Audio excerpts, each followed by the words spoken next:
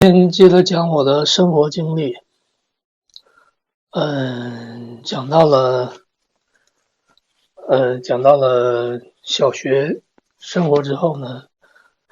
讲到了初中，因为身体的原因呢，我不得不去山东，养身体啊，就是为了防止这个风湿性关节炎。过去呢也叫夺水啊，去山东夺水。那个时代呢，基本上很少，像我这种呢属于个例，基本上都不用了，因为老一辈的东北人呢才长这个骨节风湿性关节炎。我那个时候呢，基本上就很少有人会长，但是我是个例，我不得不去那个山东夺水。然后到了山东之后呢，我就开始读中学，是在附近的一个镇里边的一个中学，它叫海洋所镇，它旁边有一个海滩特别出名，叫阴滩，就是十里阴滩呢，那边的沙滩呢特别漂亮，特别平，沙子很细，然后整个沙滩基本上没有石头，非常适合做浴场，但是一直没发展起来啊。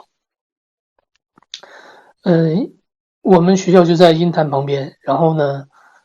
初一的时候呢，就在山东读书，当时呢还是要交借读费用，因为你这个户口没在本地，要比其他学生呢要多1倍的学费好像是。然后交借读费之后呢，然后在山东读书。第一年呢，前3个月勉勉强强能跟上，因为两个地区的教育的东西啊不一样，教学进度不一样，所以有一些东西有一些差异啊。他们教过的可能我没学过，我学过的，在他这儿可能又用不上，因为老师又不提问，我考试又不考。这个东北呢，它是属于比较宽松的那个教育氛围，东北的学生呢，他可能这个思考能力会比较强，思维会比较发散，独立思考的能力会强一些。山东的这个学生呢，他就会学习认真刻苦，然后不会做一些太出格的事情，然后知识储备呢比较扎实。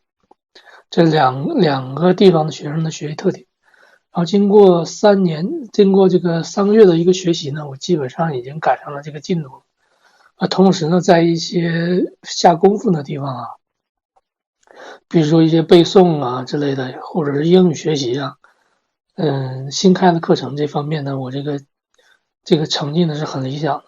啊，这样就把我整个成绩拉得比较高。3个月的时候，它有月考啊，它是有月考、季考、期中考、期末考，这几种考试。那考试的时候呢，山东学生都不会坐在教室里，他可能是怕你小抄啊，他会让学生从家里面自带一个凳子和一个画画板，一个这个平板画画用的。然后呢，只拿纸笔、橡皮啊、尺子之类的。坐在操场上，每个人间距呢1米，就很壮观啊！大家就坐在那儿，然后拿着这个画画板，然后老师发着一个油墨印的一个卷子，那个时候还没有激光打印机，然后大家就在那边考试作答。油墨印的那个卷子呢，你答完了，你不要按在卷子上，这个答题的手按在卷子上太用力了，太用力呢会第一个把卷子弄模糊，第二个呢，你整个手臂呢沾的全是这个油漆，然后所以说就得轻轻的，然后作答。答完了之后呢，坐在那里统一等老师或者课代表来收卷。然后呢，过下个星期呢，基本上就会出成绩。那成绩不理想的呢，老师就会有惩罚。极端的老师啊，还会就对公司的倒数几名会拉低他班级在年级的这个成绩呢，会做一些体罚，或掐你肚皮啊，或辱骂你。我在初2的一个老师，一个女老师，现在想起来比较可爱，当时感觉就有点不可思议啊。她把这个倒数的英语成绩不好的这个学生叫上讲台，然后往他脸上吐口水，然后呢扇他的这个耳光。但吐口水和这个扇耳光呢，他好像都是假动作啊，就不是真的那么做。但是在下面看的时候呢，就是非常感觉非常不舒服，非常侮辱人啊。那整个这个人如果被打了，他这个也不会找家长，但是呢，他会在这个学校或年级会出名，会出名一两个星期，但大家都习以为常了。下次考试的时候，他可能又会被其他人代替。3个月之后呢，然后我这个成绩呢就是比较突出了，就年级前十，班级前十。然后之后呢，就经过这个学习，包括老师对我也比较关注，因为我属于一个比较另类的外地的一个学生，在一个年轻的时候也比较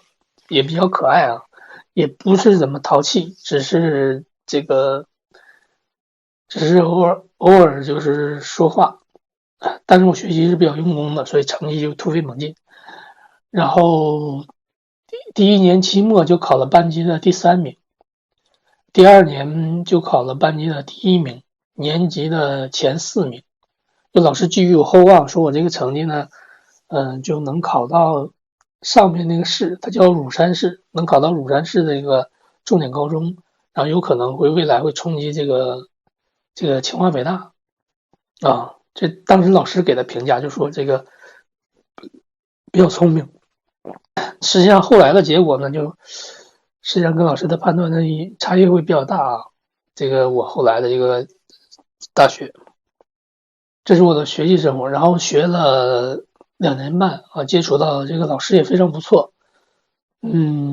包括之前讲的那个我们的语文老师，应该是初一、初二的语文老师，短发，非常爱唱歌，身材很高挑，但是比较平坦，爱唱歌，然后爱撒娇，就是他跟我们年龄实际上差的不是很大。我们14、15岁的时候，他大概22、23岁，刚毕业没多久啊，喜欢唱歌，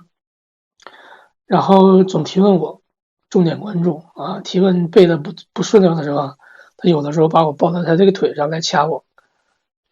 动作是有一点暧昧啊，但是当时还是比较小，我这个人比较晚熟，